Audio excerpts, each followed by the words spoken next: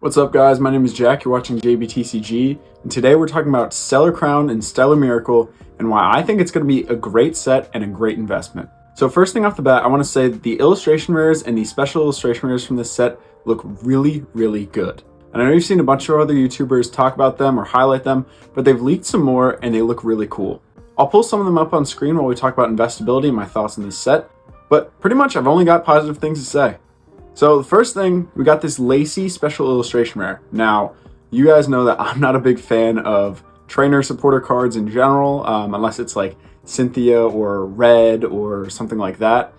But I know this is something that a lot of people are going to like. It's not for me at all. I don't think I would ever buy it, even if it was $10. But I know a ton of people are going to really like this Lacy special illustration rare card. There's a lot going on in the card, pretty good art. I wouldn't be surprised if this is an $80, $90 card. Next, another card that I don't think a lot of you have seen, this Galvantula EX. So we have the Joltik, but the Galvantula is going to be a special illustration rare, and this one is insane. It has that same kind of crown thing that the Terapagos has, and the same rainbow borders. And dude, this card is insane.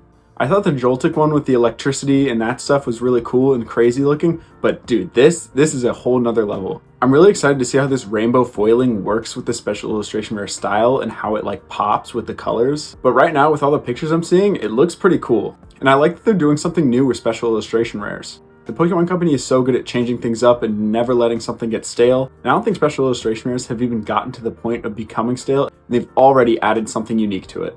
On top of that, we have the Dosh Boniax, which I think is a really cool card. It's cute.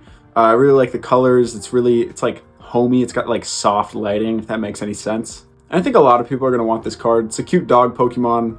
Historically, those do really well. And honestly, I wouldn't mind picking it up either.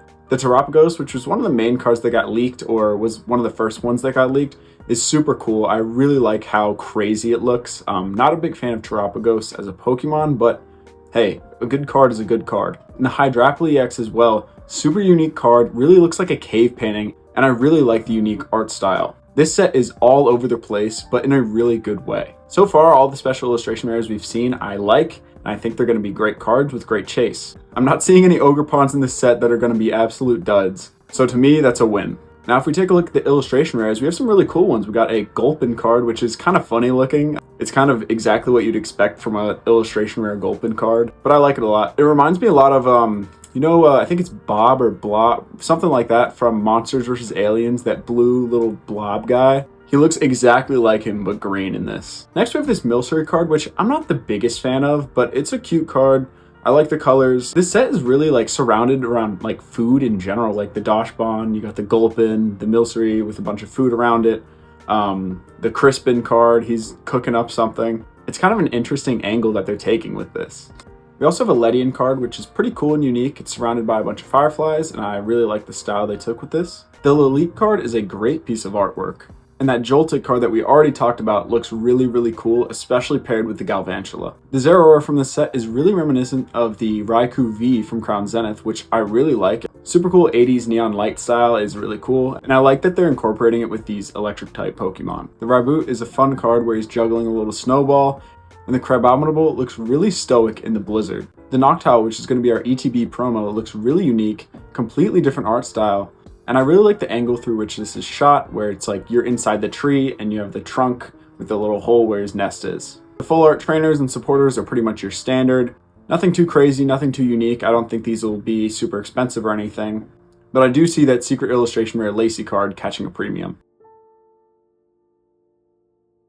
I also wanted to highlight the Hydrapple deck box and sleeves. I think they're really cool. And not a lot of people talk about these little ancillary like products and things like this that you don't find in ETBs or anything like that. But I really like the artwork on this one especially. Overall, this set is looking great, and the ETB itself really pops. The bright blue colors with the Terapagos is going to be great for display. Now, Terapagos isn't a big fan favorite Pokemon like Lucario or any of the evolutions up there, but I still think that the ETB has great display ability. Now let's talk about timing.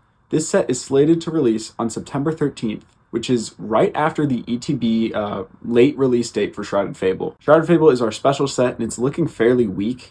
And I think that'll drive a lot of demand into Stellar Crown as people are looking for a good set with a higher tier of chase. Overall, I think we're looking at a good set here. Fairly investable, but nothing too crazy. I don't think this is as good as your Lost Origins, your Fusion Strikes, and certainly not Evolving Skies, but it can definitely hold its own in the Scarlet and Violet era. Overall, based off first impressions, I'm going to rate this set a 7 out of 10, with 5 being the average.